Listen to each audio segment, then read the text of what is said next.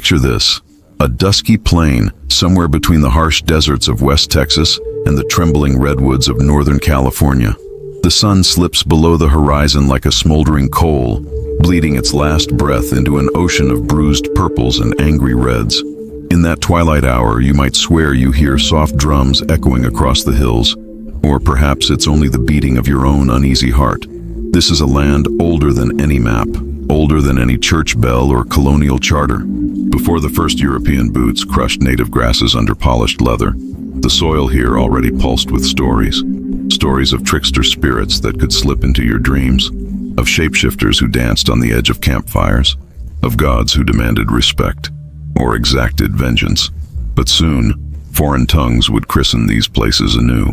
They'd bring their own phantoms across the sea, pale women in black veils, gaunt pilgrims haunted by the devil himself, sailors whispering of ghost ships that followed them to these wild shores. So tonight, we ask, which of these haunted lineages will crawl deeper under your skin? The ancient legends of Native America, echoing with primal dread, or the imported colonial myths, steeped in Puritan guilt and old-world terror? A world before borders, the native tapestry. Long before Jamestown's stockades rose or Spanish missions carved their way into California's sunburned skin, this continent thrummed with vibrant nations. In what's now Texas, the Tonkawa told of the night wind people, spirits who roamed after dark, searching for lost human souls to cradle or to devour. Further west, in the lands that would become California, the Yurok recited fireside tales of Ometel, an entity neither holy beast nor god, who guarded the balance of river life. They claimed that if you heard your name whispered on the river mist, you should never answer, for Ometel could take your voice, and with it your future children's voices too. Villages painted these stories into rock walls, danced them under new moons, and wove them into feathered headdresses that seemed almost to breathe under torchlight. Even today, a few elders in remote reservations speak of dreams visited by shadow cousins, thin silhouettes with burning eyes who stand at the foot of your bed and watch without blinking. And enter the Europeans. Fear walks as a man. Then came the age of sails slicing across dark Atlantic waters. Along with iron, gunpowder, and plagues, the settlers brought tales drenched in European nightmares. In 1623, a diary entry from a Massachusetts settler, found later in a trunk half buried under ivy and moss, recorded, "The dark woods whisper to our children. They speak the tongue of witches. Last night, young Abaya claimed to see a pale woman in rags, beckoning from amidst the pines. Her eyes were pits of coal. God preserve us." Such colonial fears followed wherever they went. Spanish padres in California whispered of the weeping woman, a weeping woman who stalked missions at night, calling for her drowned children. English Puritans feared black dogs prowling graveyards, eyes glowing with infernal light, omens that the devil himself walked among them. These were not mere fireside amusements. In Salem, Massachusetts, hysteria led to the hanging of innocents. In the hills of Virginia, entire families vanished, cabins found abandoned with hearths still warm. So when settlers pushed into Texas and California, they carried these ghostly burdens with them, ready to infect new soil. Cultures collide, legends entwine, nightmares evolve. One of the eeriest records comes from 1748 in what is now San Antonio. A Spanish soldier's letter to his brother described how local tribes tried to warn the garrison about a tall shade that stalked the mesquite groves after dusk. They left offerings of maize and blood at the grove's edge. When our men mocked this, we found Manuel and Diego next morning, pale, cold, and their eyes, my God, their eyes were as if sucked dry. But the Spaniards interpreted this through their own lens, convinced it was a demon, perhaps even the devil, masquerading in the wilderness. They brought out crucifixes, recited Latin prayers, and marched into the grove by torchlight. The account breaks off there, the remaining pages charred by time, the ink running like tears. Meanwhile, in Northern California around the same century, Franciscan monks tried to stamp out what they called pagan illusions among local tribes. One monk's private journal tells of witnessing a ritual where women sang to the river.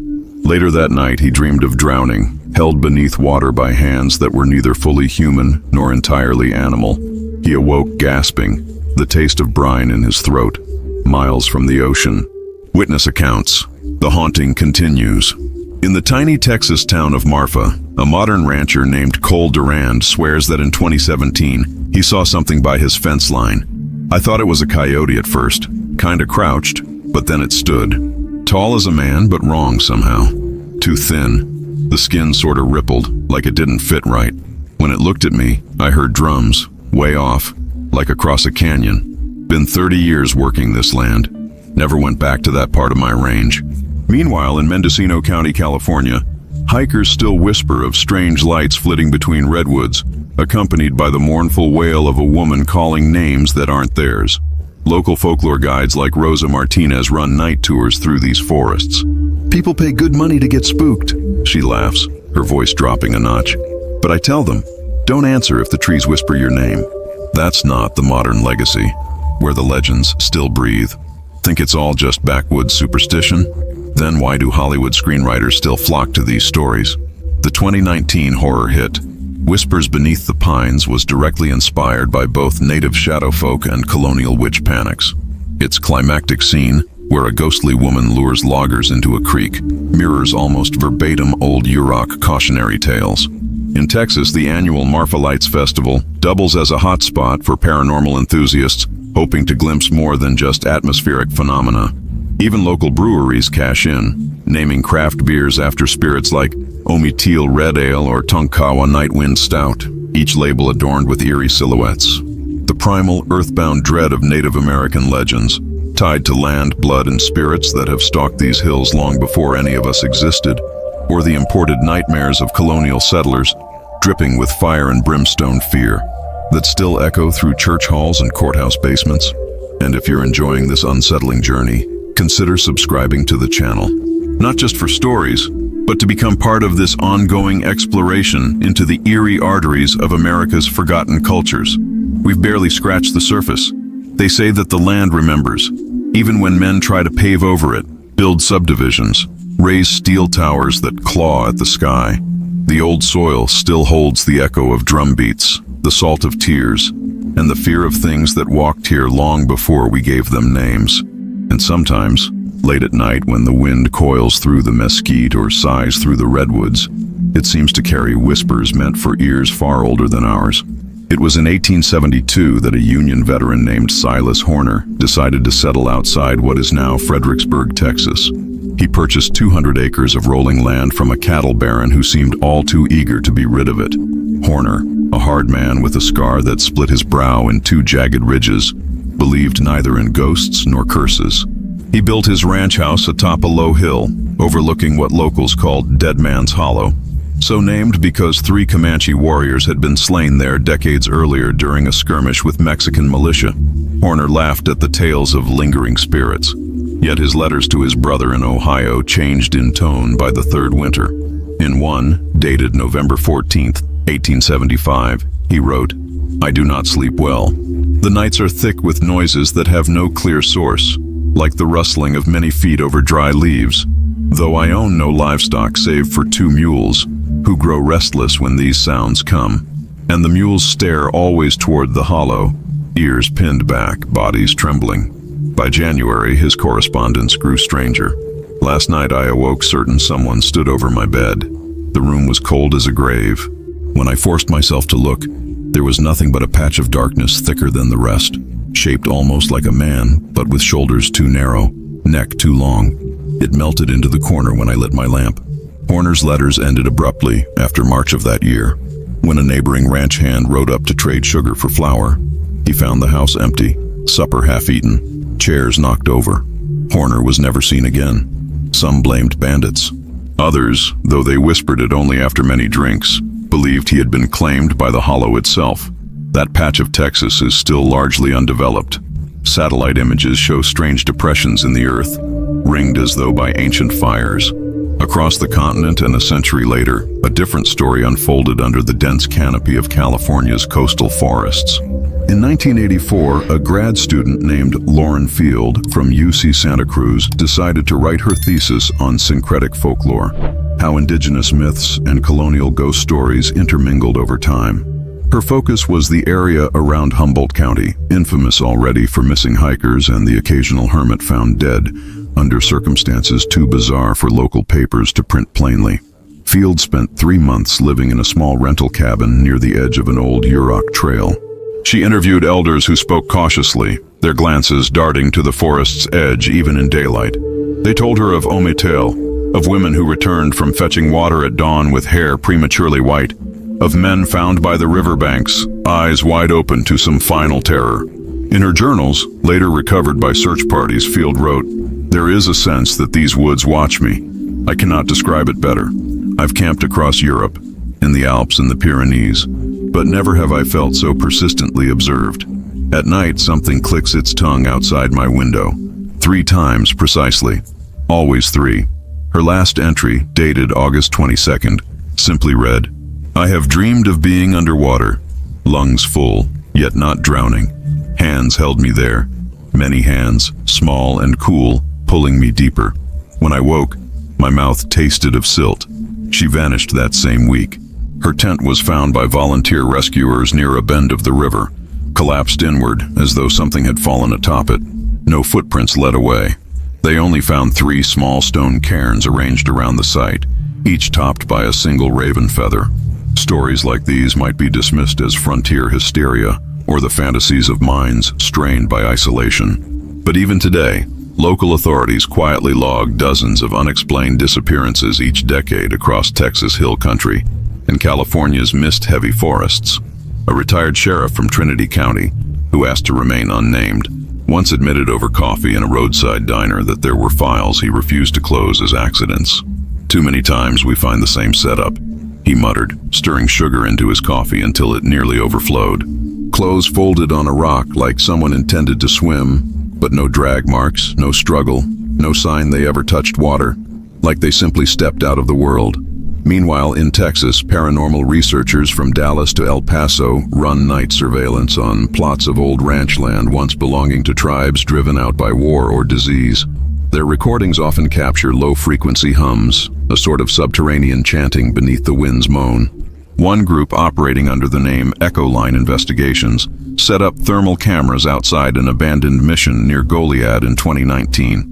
Footage revealed a form that moved against the adobe walls, humanoid but with grotesquely elongated limbs, bending backward at its joints. The figure disappeared when approached, leaving only a patch of earth so cold it frosted over despite the summer heat. Then there are the curious cases where old native beliefs and colonial superstitions seem to braid together, forging entirely new horrors.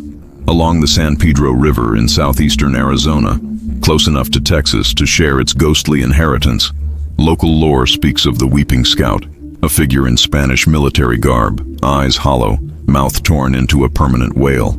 Some believe he was once a soldier sent to negotiate with Apache leaders, murdered and left for the vultures.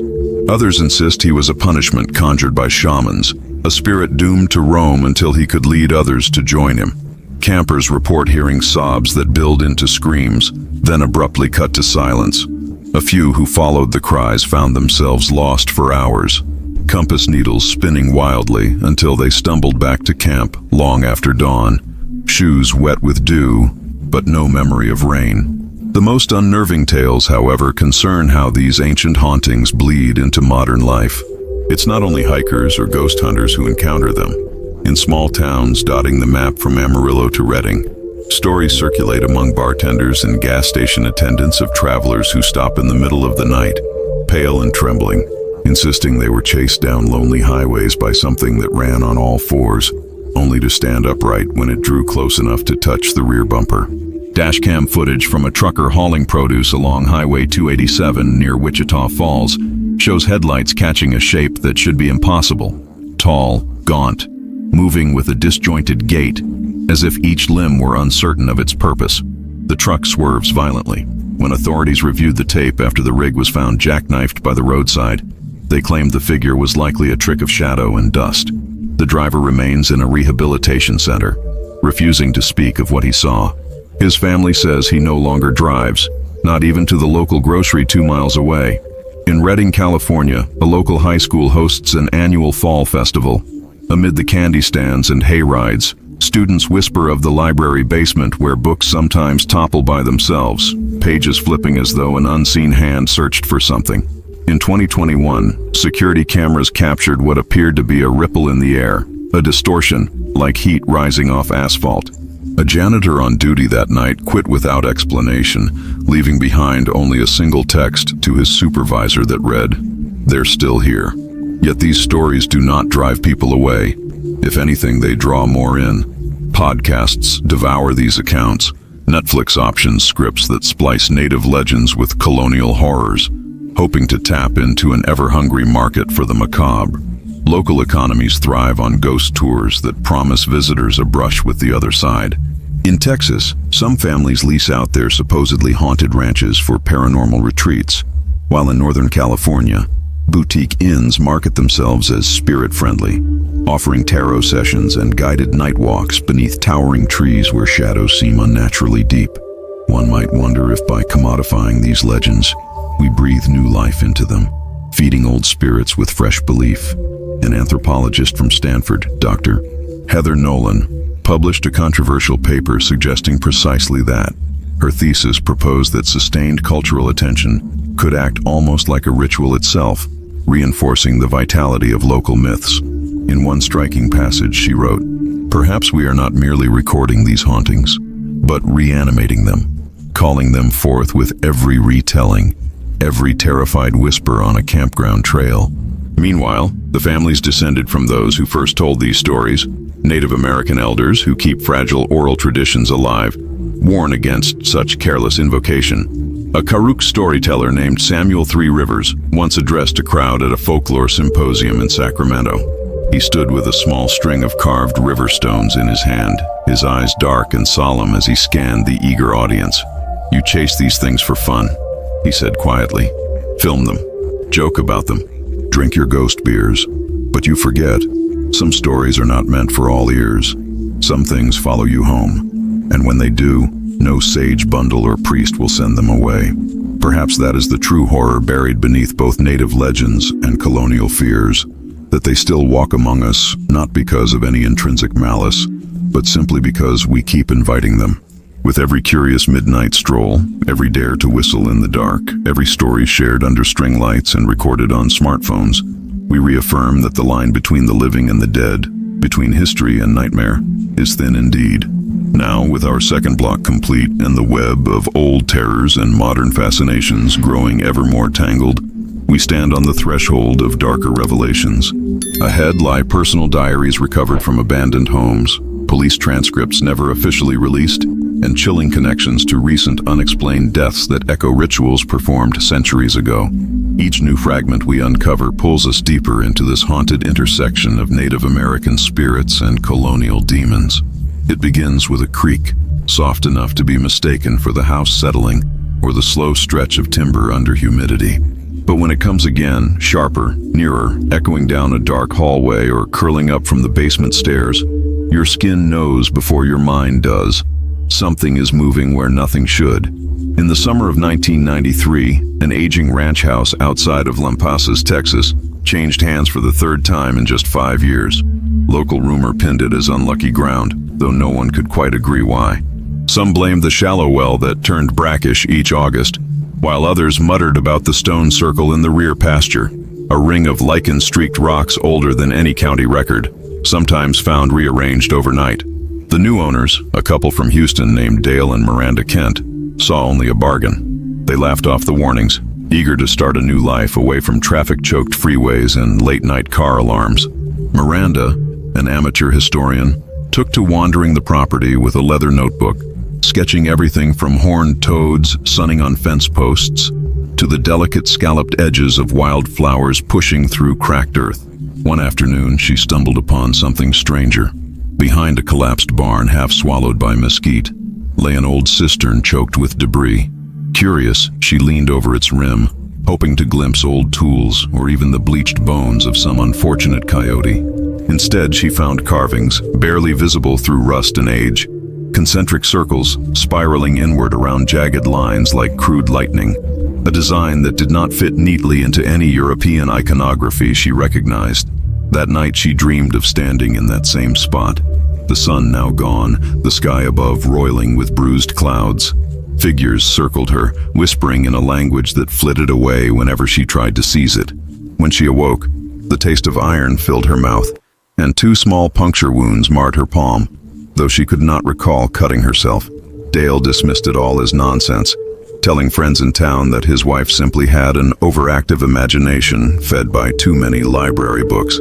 Yet by October, he started to lock the doors with a fervor that bordered on paranoia. When pressed, he admitted hearing voices at the windows after midnight, a woman sobbing softly, then gasping as if drowning. Other nights it was low chanting that never quite rose to words, seeping through the walls like mold.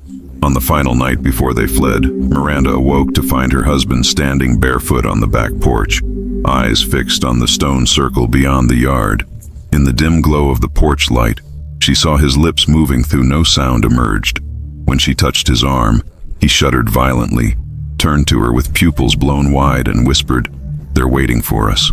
By dawn, they were speeding down the county road, belongings crammed haphazardly into their truck. The house stood empty for nearly a decade after, accumulating dust and nests of wasps under the eaves. Yet passers-by claimed they sometimes saw lights flickering inside, or shadows crossing the windows long after twilight. Far to the west, where California's forests gather the coastal fog like cloaks around their shoulders, another story was quietly recorded in police files that never made local papers. In Del Norte County, a family of 4 vanished from a rented cabin in November 2007. The Halsteads had driven up from Sacramento for a long weekend of fishing and exploring the autumn trails. They checked in at the main office, left cheerful comments on a log sheet about the cozy wood stove, and then simply disappeared. When staff found the cabin 3 days later, the door stood ajar, heat blasting from the stove, 2 mugs half full of cocoa on the table. The beds were rumpled, coats hung neatly by the door. A search party combed the surrounding trails and riverbanks for weeks without success. The only clue, if one could call it that, was a series of small cairns arranged in a double spiral leading from the cabin's back porch into the tree line. Deputies snapped photographs, but by the next morning, every stone had been scattered as if by some colossal hand sweeping the forest floor clean. The official record lists them as missing persons, probable victims of the wilderness. But a deputy who worked the case, now retired and running a bait shop in Crescent City, once confided after a few beers that it never sat right with him. "Animals don't line up rocks, son," he said, voice thick with the weariness of years spent finding bodies in shallow graves or snagged on river roots. And the ground around that cabin? Not a single track, not even theirs, like they floated off into thin air. Such vanishings are not confined to the deep woods or lonely prairies. In 2018, a series of break-ins rattled a suburban development on the northern edge of Bakersfield. Homeowners would wake to find their doors wide open, alarm systems oddly disabled, though no logs showed tampering. Jewelry boxes stood undisturbed, electronics untouched, but closets were left gaping and kitchen drawers spilled across floors as if someone had been searching desperately for something else entirely. Security cameras offered only frustrating fragments, blurred shapes that seemed human yet moved with unnatural jerks, pausing often to stare directly into the lens. One video captured a close-up of what might have been a face, elongated, eyes sunken and too far apart, the mouth a thin slit that split wider and wider until the feed cut to static. A tech team from the alarm company examined the system and could only conclude the data had been corrupted at a physical level, like the drives had magnetized from within. It might be easy to dismiss these as modern urban legends, echoes of primal fears wearing new masks, but overlay a map of these incidents across Texas and California, pin each vanishing hiker, each abandoned homestead and inexplicable break-in, and a sinister lattice begins to emerge. Clusters form around sites known to older communities as places of power or sorrow. In Texas, the old Comanche trails often intersect these hotspots, winding through territories once used for rituals that the first European settlers either could not comprehend or violently suppressed. Near Bandera, a series of shallow caves still bear ochre handprints layered over one another so thickly that the walls seem to crawl in dim lantern light. Some believe these were left to seal something in or keep something out. Meanwhile, in California, especially along stretches of the Klamath River, tribal elders recount stories of river watchers, spirits that monitor human trespass into sacred fishing grounds. The These tales predate Spanish ships by centuries, yet somehow took on new horrors under colonial rule, absorbing the guilt, fear, and brutality of mission-era violence. Today, local rescue teams occasionally pull bodies from eddies so deep that sonar cannot map them. The drowned locked in expressions of such stark terror that even seasoned divers hesitate to describe them. And so the lines between Native American legends and colonial myths blur until neither stands cleanly apart. Instead, they ferment together into something older, darker, fed by blood spilled from both oppressor and oppressed. A dual inheritance of haunting. This cultural entanglement has caught the obsessive attention of fringe researchers who propose that trauma itself shapes the land, that repeated atrocities, massacres, forced marches, stolen children, scorched villages, etch grooves into the fabric of place. These grooves, they argue, channel phenomena we crudely label hauntings or curses. In this view, Texas's ghost roads and California's phantom rivers are less about individual spirits and more like wounds that will not close. One controversial monograph, privately circulated among a tight circle of folklorists, suggests that continued tourism and pop fascination only keep these wounds festering. It cites cases where major horror films shot on historically fraught land reported spikes in on-set accidents, or where actors suffered vivid nightmares tied uncannily to local lore. Yet if the land bears memory, it also retaliates in ways subtle and insidious. Visitors often report returning home with persistent fevers, inexplicable bruises, or dreams that slip their chronology. A woman seeing flashes of colonial priests standing at the foot of her bed. A man who dreams he stands on a rise watching war parties on horseback sweep across Mesquite Flats, only to awake with tears drying on his cheeks. Doctors record these as stress responses. Psychologists cite power of suggestion. But those affected swear the sensations are too real, too targeted, to be dismissed so easily. And then there are the diaries. So many battered journals recovered from estate sales, junk shops, or attic trunks, filled with entries that sound eerily alike across decades and hundreds of miles. A Baptist minister's widow in Waco writing in 1901 about hearing drums in her cellar that no one else could hear. A Czech immigrant farmer outside Fresno in 1927 detailing figures he saw on moonless nights dancing along his fence line, shapes too tall and thin to be men. A young college student renting a house near Austin in 1982, jotting down that every time she stepped out after dark, she felt a hand pressed between her shoulder blades as though urging her forward. No single narrative ties them all together. Each stands alone, a small tragedy or terror.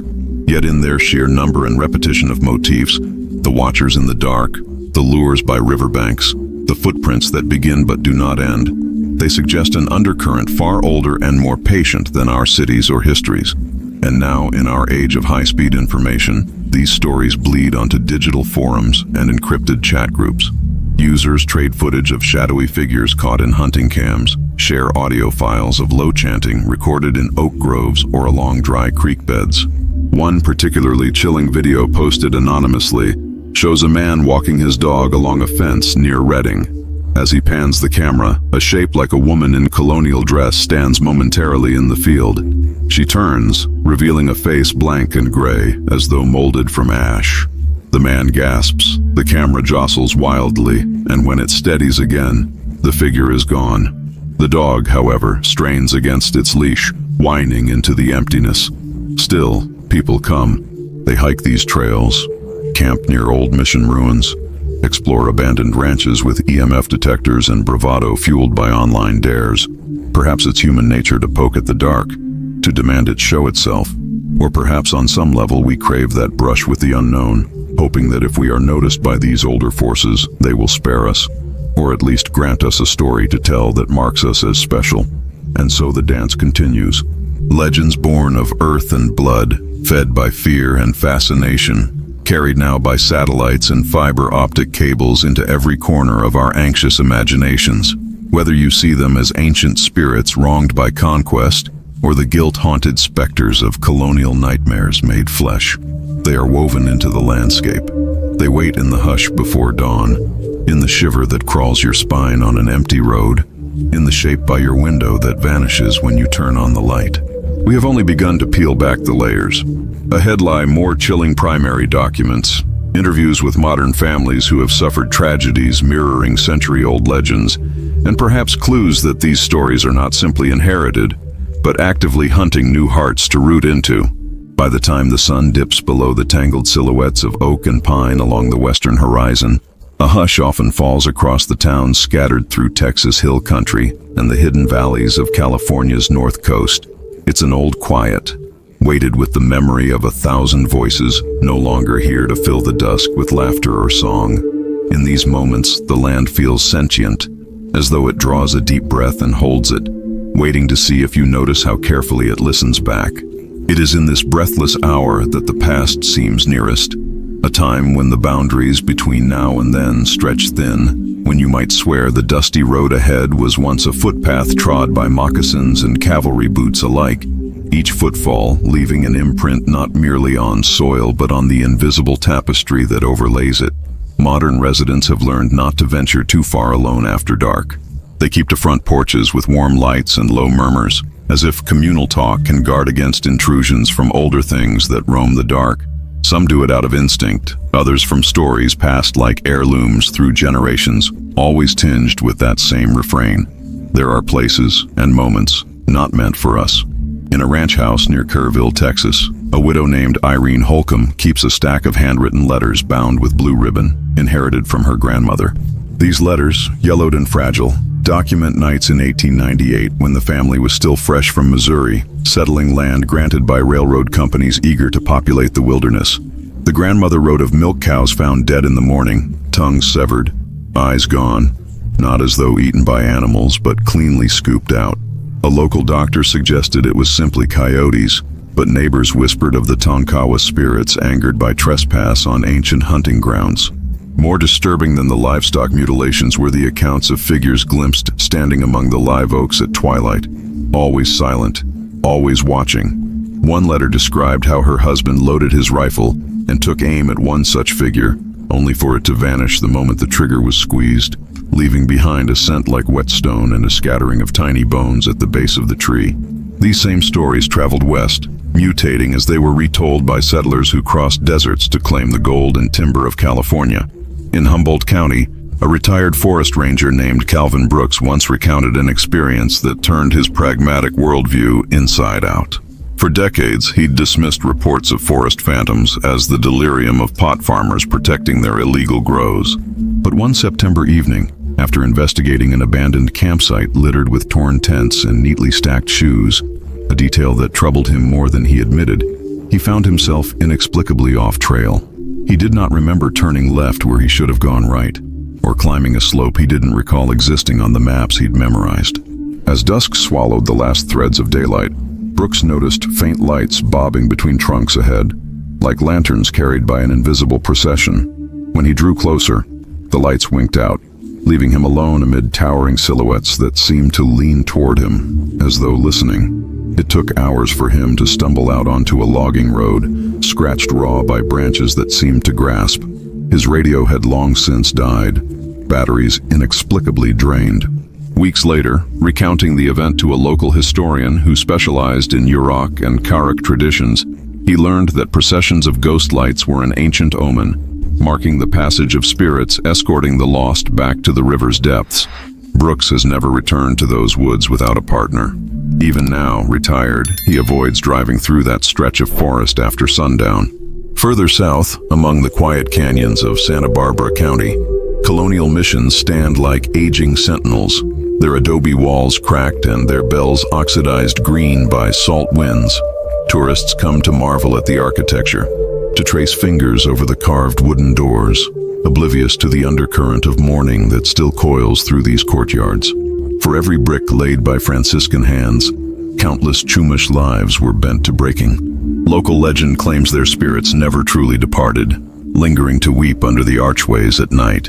A groundskeeper named Hector Ruiz once allowed himself to speak openly, after several shifts ended with him feeling watched by something he could not name. He told of hearing soft chants rising from the chapel when it stood locked and empty, of doors that would be found wide open in the mornings, though he alone held the keys. One evening, as the sun sank behind the coastal hills, Hector swore he saw a line of figures dressed in crude tunics, faces hollow, walking silently across the courtyard toward the mission's old burial garden. When he ran after them, breath caught in terror and fascination, the figures faded into the dusky air like mist burned off by dawn. This echo of both native sorrow and colonial guilt weaves through more than ghost tales. It clings to local customs and superstitions, shaping even the most casual habits. In parts of Texas, it's common to see ranch gates adorned with small crosses of cedar or mesquite, tied with red twine. Some claim it keeps coyotes at bay. Others admit in hushed tones that it's meant for things older and far less flesh-bound. In the vineyards of Sonoma, old families pour out the first sip of each barrel onto the ground, a practice inherited from